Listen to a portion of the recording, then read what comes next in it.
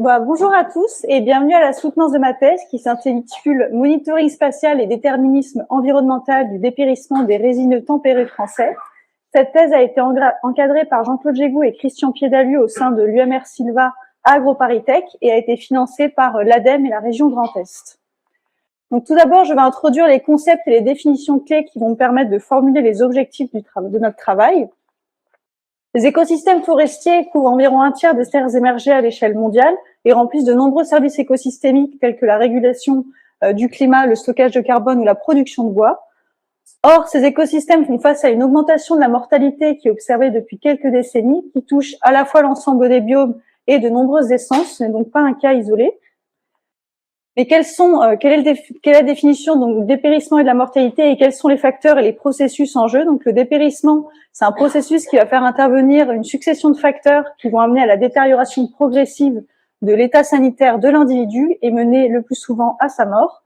Les facteurs en jeu sont multiples, il y a tout ce qui va concerner les facteurs donc, de l'individu tels que l'âge, les facteurs de peuplement aussi qui expliquent tous les aspects de compétition à la lumière et à la ressource, et les facteurs environnementaux tels que les facteurs climatiques, la pollution ou les facteurs biotiques. Nous, on va s'intéresser particulièrement aux facteurs climatiques. Mais donc, quels sont les processus écophysiologiques qui mènent à la mortalité d'un arbre dans le cas des facteurs climatiques? Il y a deux catégories principales que sont les stress hydriques et les stress thermiques. Au sein du stress hydrique, on a la concomitance de deux hypothèses qui sont la mortalité par déplétion des ressources carbonées, donc c'est la carbon starvation, ou la mortalité par défaillance hydraulique, hydraulic failure.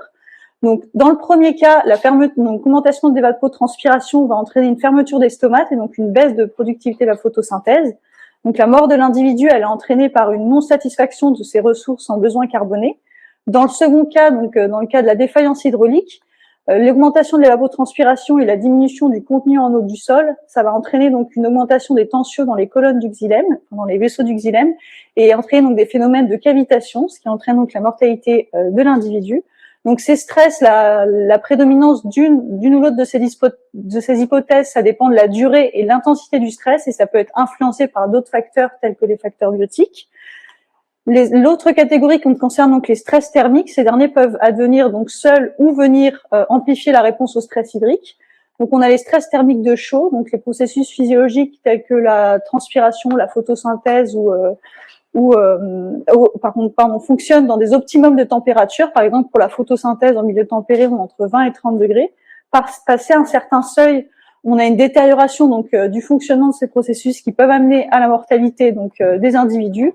Et pour les extrêmes de froid, on a donc pareillement donc passé sous un certain seuil des phénomènes de nécrose des tissus qui dépendent de la saison puisque ça dépend de quel tissu est exposé au moment de l'extrême de froid. Donc, en cause de cette augmentation de la mortalité, ce sont les changements climatiques. Donc, l'augmentation des émissions de gaz à effet de serre anthropique a entraîné une augmentation des températures à l'échelle mondiale. On est à plus 1,1 degré entre la période 1850-1900 et 2011-2020. Donc, ça, c'est l'échelle mondiale. Et à l'échelle de la France, on est à plus 1,7 degré entre 1900-1930 et 2020.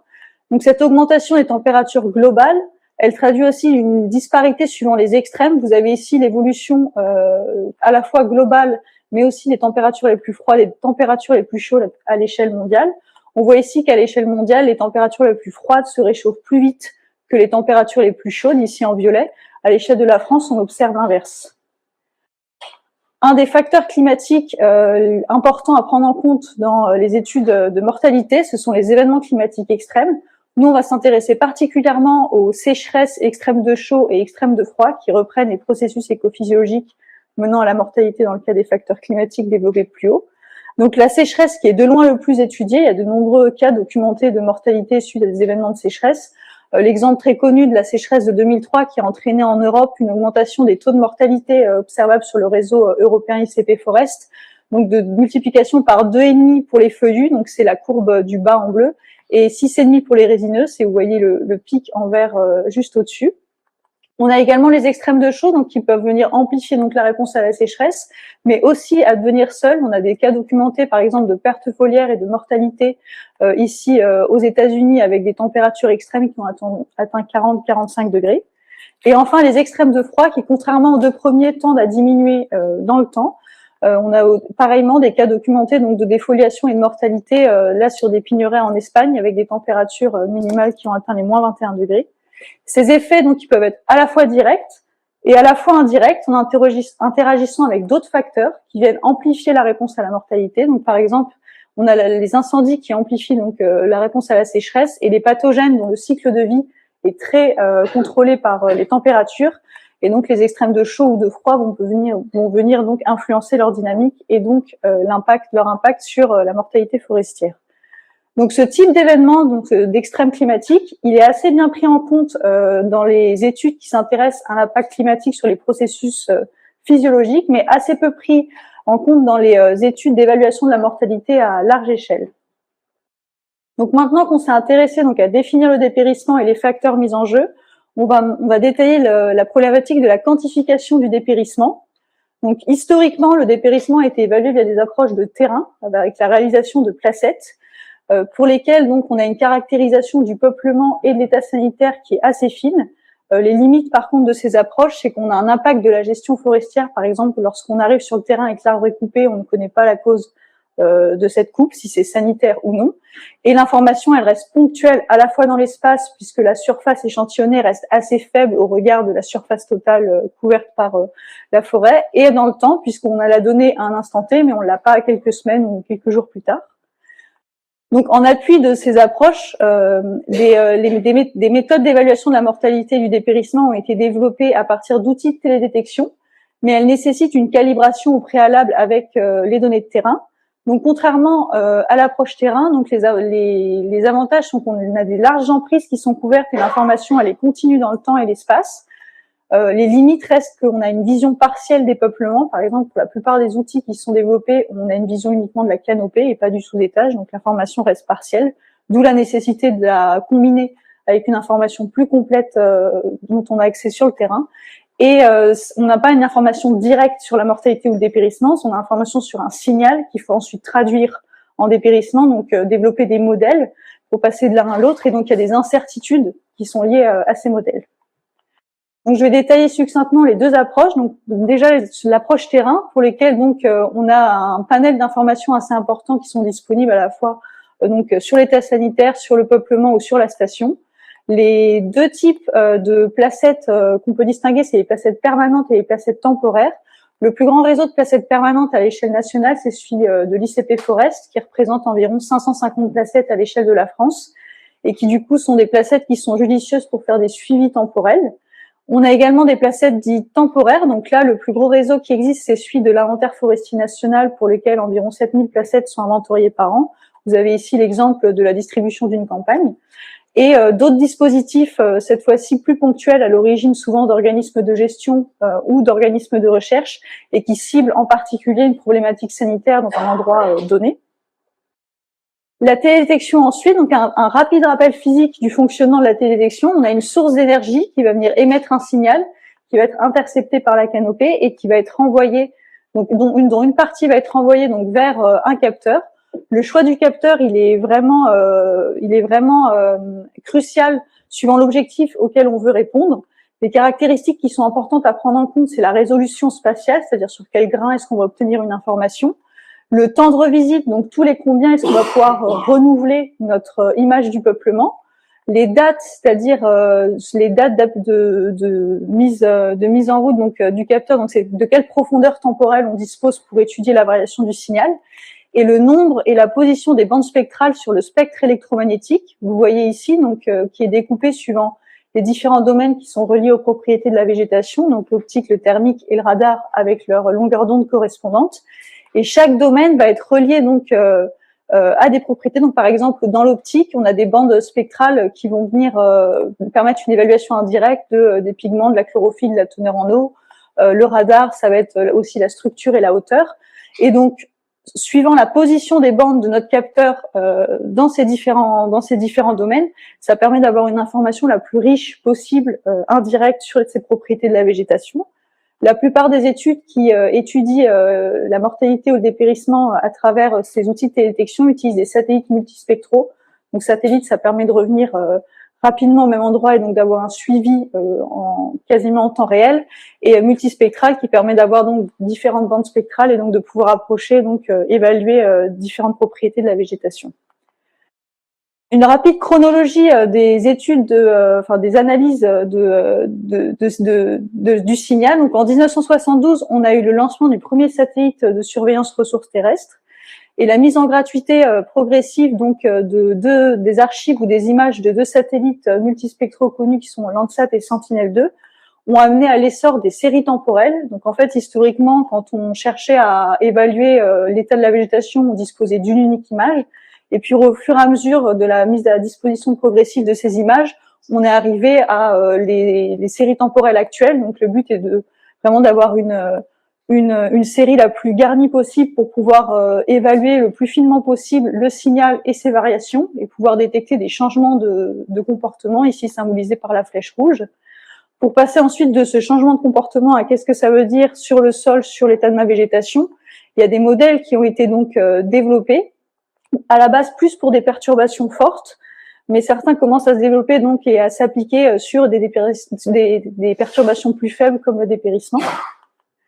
L'ensemble donc de ces concepts qui ont été détaillés en amont, on les a appliqués à l'évaluation de la vulnérabilité des conifères tempérés de montagne et plus particulièrement le sapin pectiné, l'épicéa et le pin sylvestre, qui sont les principaux conifères de montagne à l'échelle française. Ils représentent un peu moins de 20% du stock national total.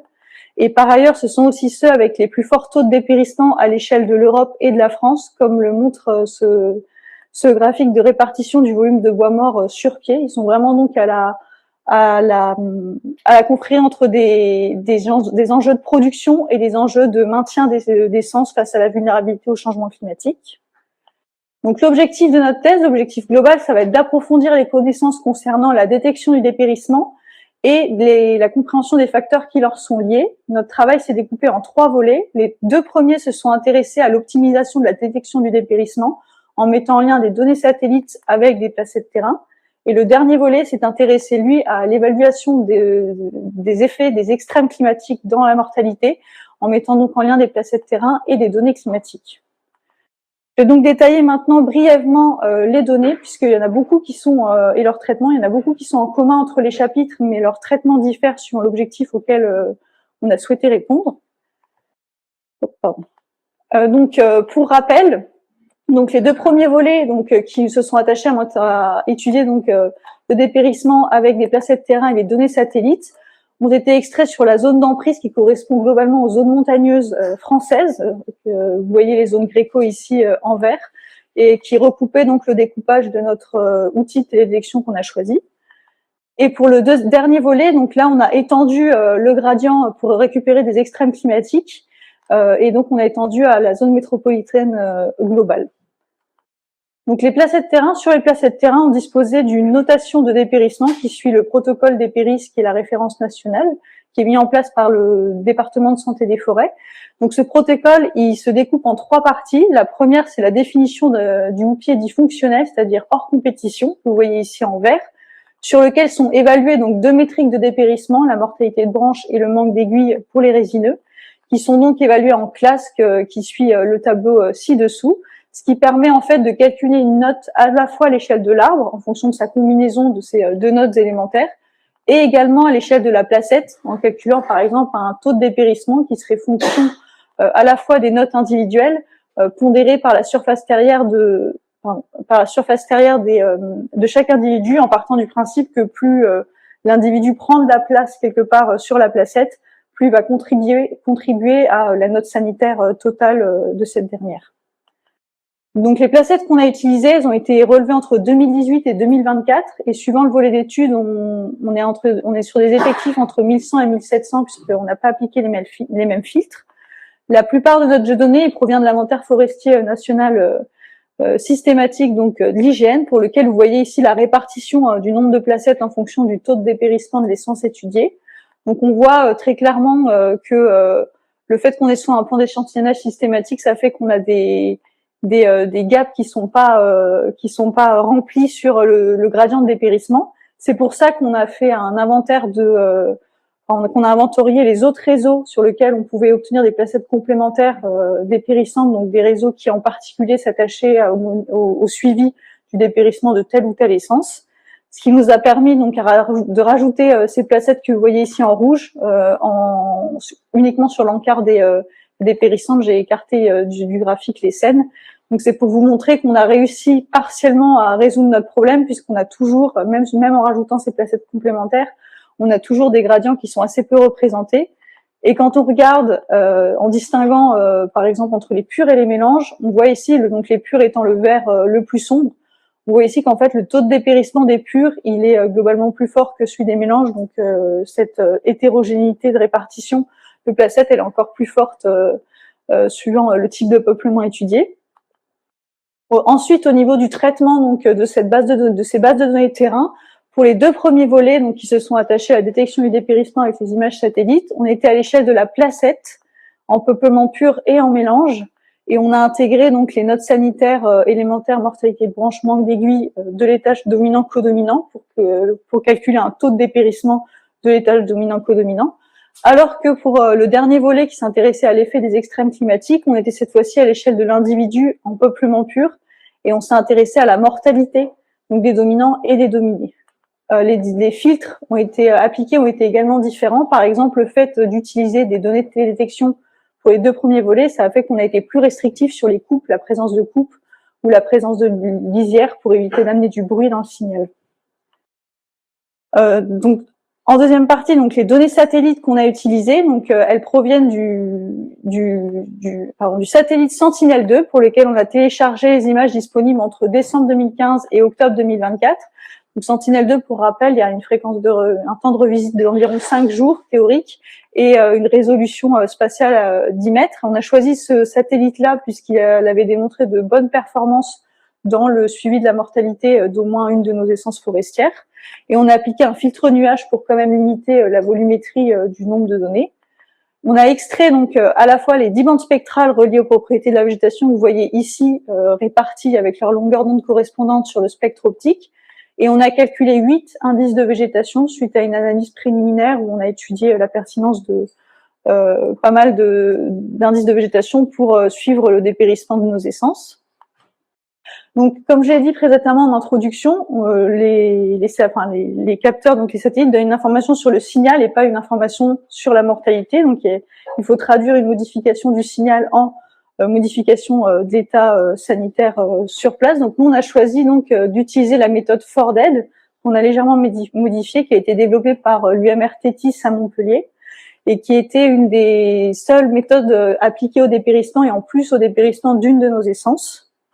Donc le principe est le suivant, pour chaque placette, on va venir récupérer la série temporelle d'images Sentinel-2, c'est tous les petits points noirs que vous voyez ici, pour lesquels on va calculer pendant une période de calibration donc qui est supposée sans perturbation, donc un signal de référence grâce à un modèle harmonique qu'on vient étendre suite à la fin de cette période de calibration, et pour chaque nouvelle acquisition Sentinelle, on calcule une anomalie, c'est toutes les flèches bleues que vous voyez ici, en supposant que plus la perturbation au sol est forte et plus l'anomalie va être grande.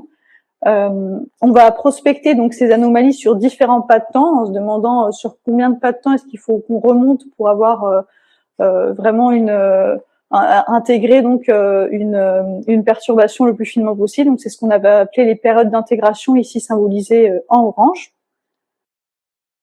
Pour vous montrer un peu des exemples de profils que l'on obtient. Donc ici, vous avez la répartition des placettes d'épicéa pure sur la zone d'étude qu'on a colorée suivant le taux de dépérissement. Ici, vous avez une placette jugée très dépérissante et vous avez le comportement spectral donc d'un indice de végétation en bleu.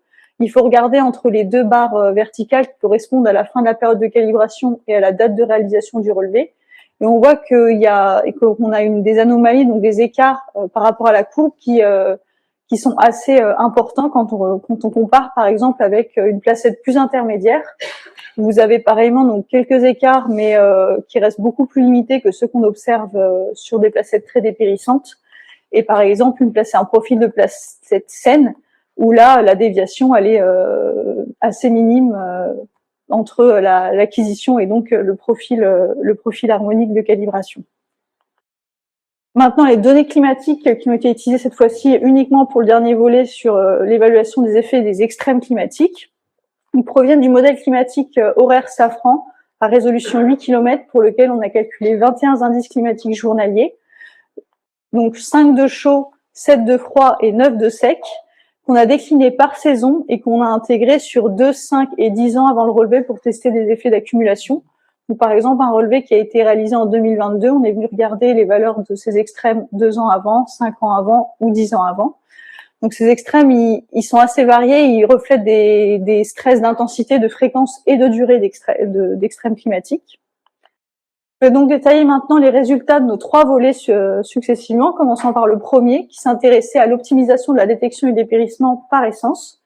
Ce volet a fait l'objet d'une publication scientifique. Donc, on a vu l'intérêt de l'emploi des satellites multispectraux et des séries temporelles pour détecter le dépérissement à large échelle, mais ces études, elles sont encore souvent conduites sur des états de déclin contrastés et en classe. On oppose souvent un état très sain à un état très dépérissant sans s'intéresser aux gradients continus entre ces deux états. Et elles sont également souvent conduites à l'échelle du genre ou du groupe fonctionnel. Soit on est en peuplement pur, soit ou alors on est en mélange, mais on distingue pas la détection suivant le mélange. Donc il y a une non prise en compte de l'essence et donc une non prise en compte aussi de l'influence du mélange dans la détection. Donc les objectifs étaient les suivants, c'était d'évaluer la capacité des séries temporelles Sentinelle-2 à détecter le dépérissement à l'échelle de l'essence. On s'est demandé si déjà est-ce qu'on pouvait optimiser la détection en fonction de l'essence. Dans ce cas-là, quels indices spectraux et quelles périodes d'intégration étaient les plus judicieuses pour chaque essence? Comment varier la capacité de détection selon le mélange et selon le niveau de dépérissement? Au niveau de la méthode, donc on a récupéré donc les images Sentinelle-2 pour lesquelles on a calculé 18 indices spectraux, donc les 10 bandes spectrales et les 8 indices de végétation détaillés précédemment, qu'on a extrait donc sur environ 1700 placettes de sapins, d'épicéas et de pins, pour lesquels on avait une notation de dépérissement par placette.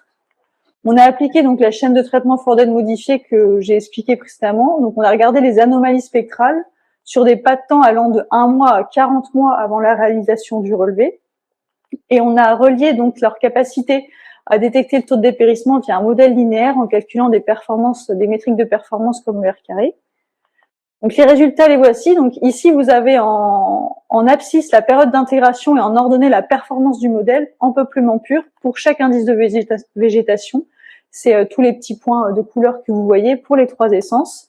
Ce qu'on voit, donc, c'est qu'on a un optimum de détection qui est différent pour chaque essence, à la fois en termes de performance obtenue, on détecte mieux le dépérissement chez l'épicéa que chez le sapin, que chez le pin, et à la fois aussi en termes d'indice de végétation et de période d'intégration idéale pour chacune. Donc ces différences, elles sont à relier notamment aux causes de dépérissement parce qu'on sait que les facteurs de dépérissement agissent pas sur les mêmes pas de temps suivant les essences et en plus ne viennent pas influencer sur les mêmes bandes spectrales. Si on avait voulu utiliser un seul et même indice de végétation pour la détection de toutes les essences, on aurait choisi l'indice CR-SWIR qui en moyenne avait les meilleures performances, mais par exemple pour le sapin, on serait passé de performance de modèle de 0,34 à 0,19. Donc ça montre bien que l'approche essence, elle est plus adaptée pour la détection du dépérissement. Si on isole maintenant donc le meilleur indice spectral et la meilleure période d'intégration et qu'on regarde le comportement de l'intensité de l'anomalie spectrale en peuplement pur en fonction du taux de dépérissement, c'est ce que vous avez ici, et suivant le taux de mélange. Donc la courbe 100%, donc la courbe violette, c'est les peuplements purs, et les autres courbes, ce sont les peuplements en mélange qui sont caractérisés par un pourcentage d'occupation de l'essence. Donc, qu'est-ce qu'on voit déjà, c'est qu'en peuplement pur, donc toutes les courbes violettes, vous voyez ici qu'on a une distinction des courbes, donc pour l'épicéa qui se fait à stade modéré, voire sévère, et pour le sapin, c'est un peu plus précoce, mais ça reste satisfaisant que vers des stades assez forts. Donc, la détection, elle est quand même satisfaisante, surtout pour des stades avancés de dépérissement. Et dans les cas des mélanges, on voit donc c'est toutes les autres courbes. Pour l'épicéa, on n'a pas de distinction des courbes, mais c'est aussi à mettre en relation avec le peu de placettes dépérissantes dont on dispose pour les catégories de mélange. Et pour le sapin, on a une distinction légère de ces deux courbes-ci, légèrement bleutées, mais qui correspondent à des taux d'occupation de l'essence assez élevés, c'est-à-dire à présent de plus de 50%. Donc on a quand même une difficulté de détection qui est à mettre en regard avec le nombre de placettes en mélange dont on dispose, qui constitue plus de la moitié de notre jeu donné, et qui constitue aussi par ailleurs 70% de la forêt européenne. Donc il y a vraiment une nécessité d'adapter la détection à ce type de peuplement. Notre deuxième volet d'études, il s'est intéressé lui à l'optimisation de la détection et dépérissement par l'apport de multiples indices spectraux. Le contexte est le suivant, c'est que la plupart des méthodes de série temporelle, elles utilisent un seul indice de végétation. On l'a vu par exemple avec Forden. Or, on sait que le dépérissement, il y a vraiment une diversité à la fois de symptômes, mais qui varie en plus suivant l'espèce et suivant l'essence. Donc, on comprend bien qu'il serait encore plus judicieux et optimal de pouvoir profiter pleinement de plusieurs indices de végétation. Il y a quelques études qui se sont attachées à démontrer l'intérêt d'un couplage d'indices de végétation, mais sans de consensus. Et par ailleurs, ces études, elles sont souvent limitées à quelques indices. Donc, nous, on s'est demandé est-ce qu'on pouvait quantifier l'apport de l'usage de multiples indices spectraux dans la détection du dépérissement par série temporelle satellite? Est-ce qu'on pouvait améliorer la détection d'une essence en employant une combinaison d'indices? Est-ce que c'est la performance de cette combinaison, elle variait suivant l'essence et suivant la présence ou non de mélange? Au niveau de la méthode, on a récupéré donc les mêmes données à la fois satellites et à la fois de terrain et de traitement d'analyse que le volet précédent. Donc, on a disposé donc de 8 indices de végétation. Vous voyez ici, c'est les résultats du volet précédent, donc pour les 8 indices de végétation, pour lesquels on a isolé donc la meilleure période d'intégration, qui était de 15 mois pour le sapin, 1 mois pour l'épicéa et 4 mois pour le pin. Et on a rajouté donc les 10 bandes spectrales, c'est le noir-rouge que vous voyez qui vient de se rajouter. Et on a calculé un indice combiné qui correspond en fait à la somme des anomalies des bandes spectrales qui ont été au préalablement rescalées entre 0 et 1 pour les rendre comparables. Notre évaluation de la pertinence de ces anomalies, elle reste la même. On a utilisé le même modèle linéaire et calculé les mêmes performances de métriques comme le R carré. Les résultats sont suivants. Donc, en peuplement pur, vous avez ici les différents indices spectraux en fonction de la performance du modèle. Le l'histogramme noir correspondant à l'indice combiné et en gris, ce sont les autres indices. Donc, on voit que la capacité de prédiction, en fait, elle dépend de l'essence. Déjà, on a un apport de l'utilisation de l'indice combiné pour le sapin et le pin, pour lesquels on augmente les performances de plus de 30%. Par contre, pour l'épicéa, on a une dégradation des performances. Un unique indice reste plus performant qu'une combinaison pour détecter le dépérissement.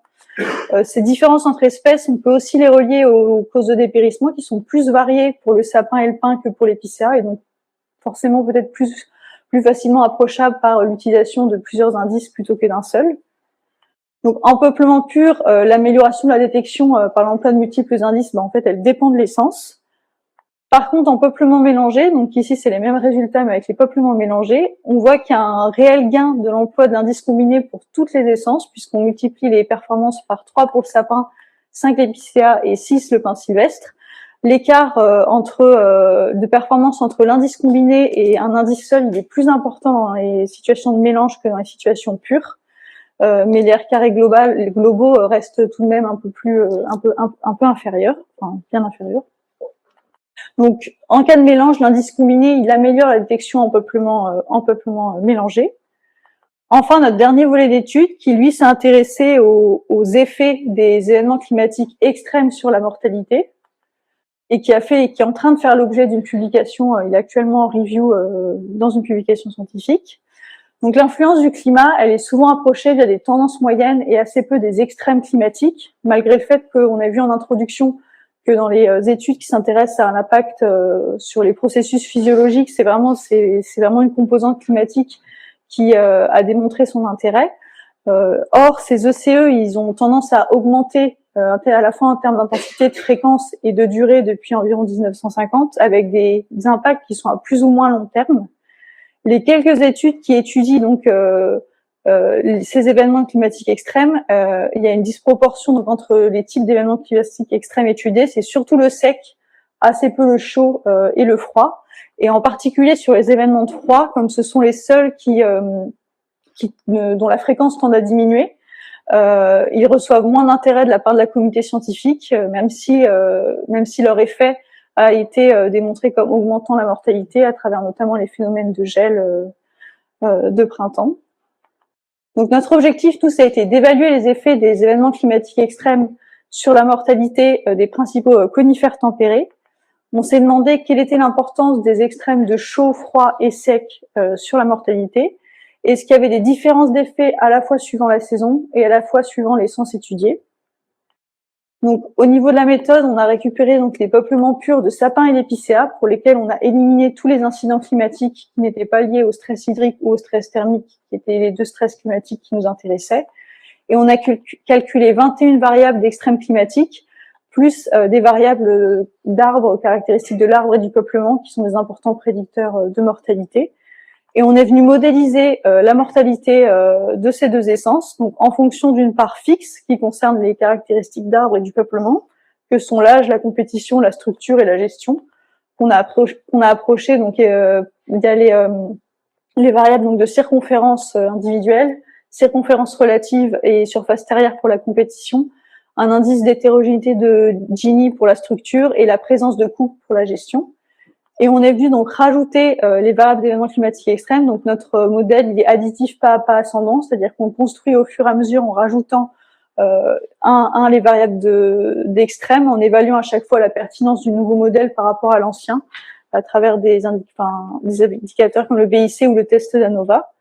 On a bootstrappé sur 100 répétitions notre modélisation en séparant le jeu de données en jeu de données d'entraînement et de validation, sur lesquels on a évalué des indicateurs de qualité comme l'AUC et le PRAUC.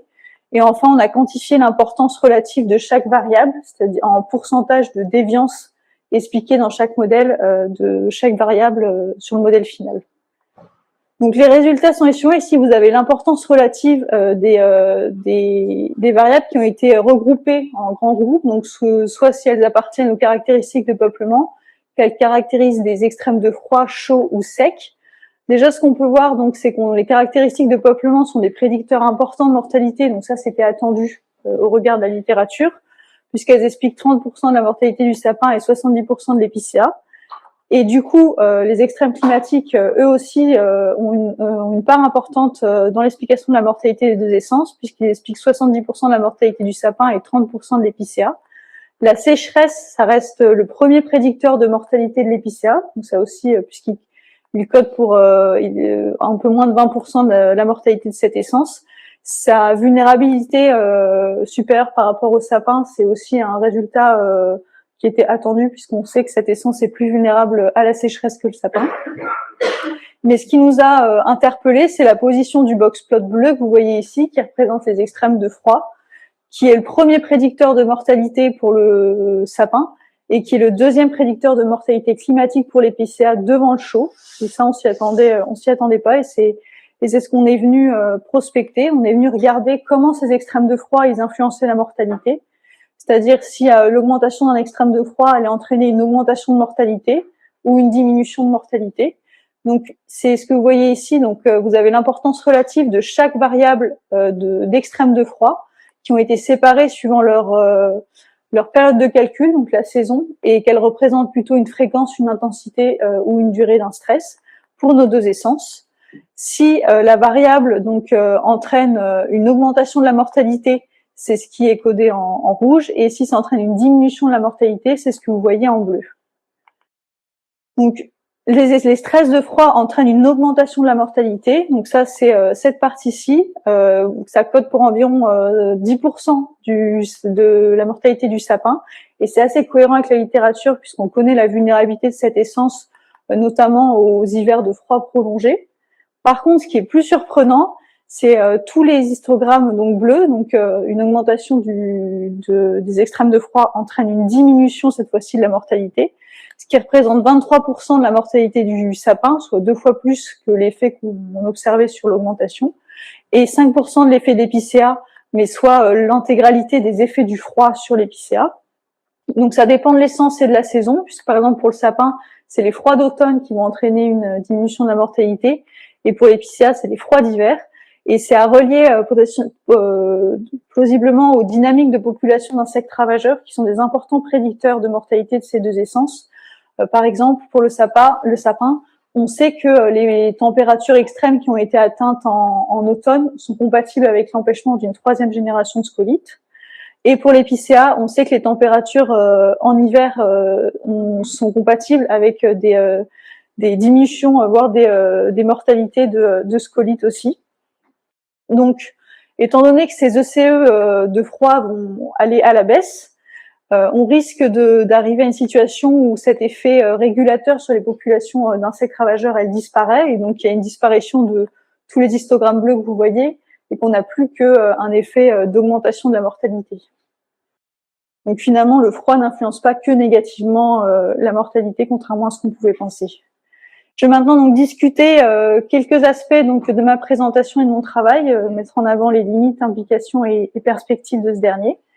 Donc tout d'abord, pour résumer brièvement donc les résultats, donc les deux premiers volets d'études qui sont utilisés, les séries temporelles Sentinel-2 avec une méthode d'analyse d'anomalies spectrales pour détecter le dépérissement, ont montré une différence entre espèces, à la fois en termes de performance globale, on détecte mieux le dépérissement chez l'épicéa que chez le sapin ou le pin, à la fois aussi en termes d'indice spectral et de période d'intégration idéale pour chaque essence, et à la fois en termes d'apport de l'utilisation d'un indice spectral combiné. On a vu que ça améliorait forcément la détection pour le sapin et le pin en peuplement pur et mélangé, mais par contre pour l'épicéa uniquement en peuplement mélangé.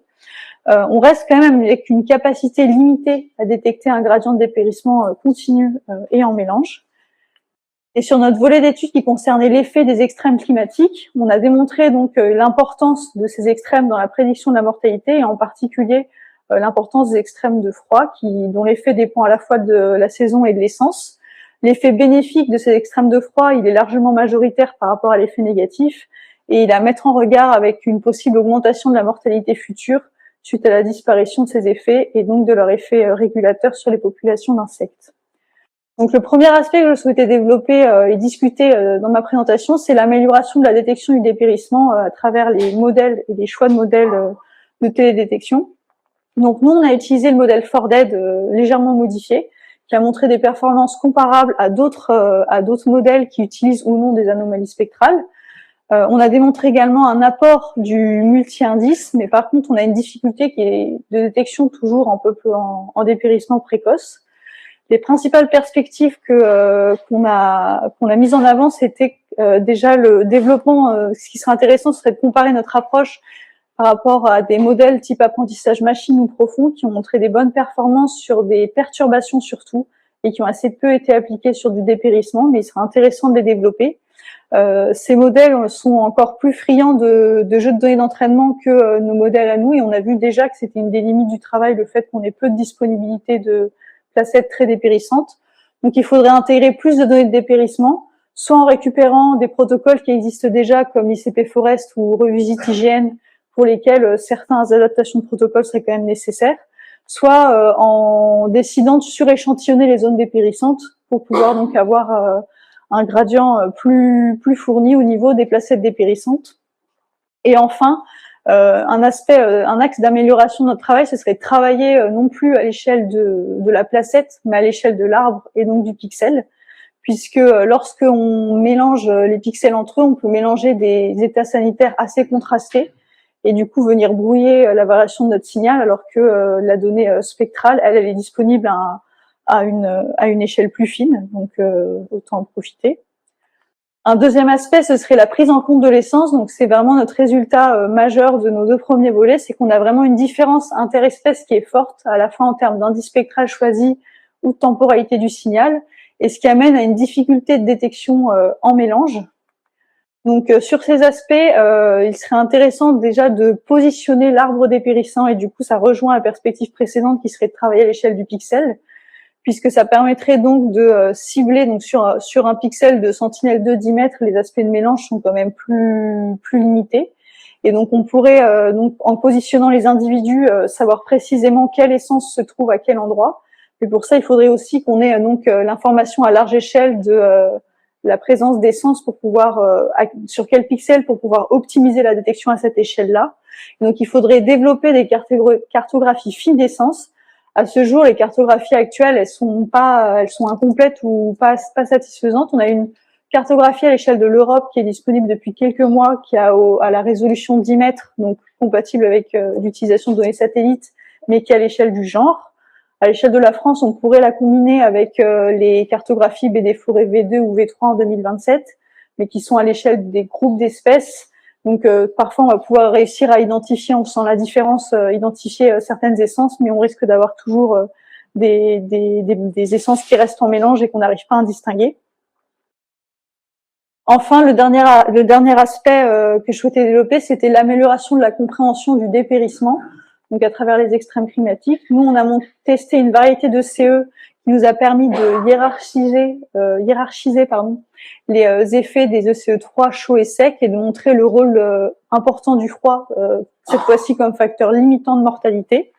On n'a cependant pas pu identifier la succession de CE, c'est-à-dire comme on n'avait pas de date de mortalité, on n'a pas pu ensuite ordonner chronologiquement les événements climatiques extrêmes qui précèdent cette mortalité. Et or, l'enchaînement des extrêmes entre eux a montré d'être particulièrement déterminant dans les processus de mortalité. Et on n'a pas eu de résultats pour le pin sylvestre. On avait une absence de résultats sur notre 3e essence d'étude. Donc, pour pallier aux différentes limites, pour ce qui est de l'identification de la succession des ECE, il faudrait utiliser des réseaux de placettes permanentes comme l'ICP Forest, mais actuellement, on ne pouvait pas l'utiliser puisqu'on ne disposait pas de la date de réalisation du relevé. Il faudrait aussi, pour ce qui est pour ce qui est de l'absence de résultats pour le pin sylvestre, notre perspective la plus plausible, ce serait développer des bases de données climatiques journalières plus fines, parce qu'on avait trouvé des études qui s'intéressaient, elles, au climat moyen, mais qui disposaient de bases climatiques à l'échelle 1 km, contre 8 km, nous, pour la base climatique extrême, et qui avaient trouvé donc un effet du climat moyen sur la mortalité du pin sylvestre. Et nous, en recalculant les mêmes indicateurs, mais cette fois-ci avec notre base de données à échelle 8 km, on ne retrouvait pas ce même effet. Donc, à la fois pour le pin sylvestre, mais globalement, pour améliorer notre compréhension des extrêmes climatiques dans la mortalité, il serait intéressant de développer des bases de données climatiques plus fines, notamment dans tout ce qui va être milieu montagneux. C'est particulièrement important d'avoir une résolution spatiale assez fine. Et enfin, notre principal résultat, c'était de montrer le rôle du froid comme facteur limitant de mortalité. On l'a relié ça aux dynamiques potentielles avec les insectes ravageurs, mais cette donnée n'était pas directe puisqu'on n'avait pas de données de présence, absence et de dynamique des insectes ravageurs. Donc, ce serait intéressant de développer des cartographies de population d'insectes ravageurs pour pouvoir justement mieux préciser comment les ECE de froid ils influent sur la mortalité et pouvoir donc mieux comprendre les différents mécanismes qu'il y a derrière. Je vous remercie pour votre attention et je suis prête pour vos questions.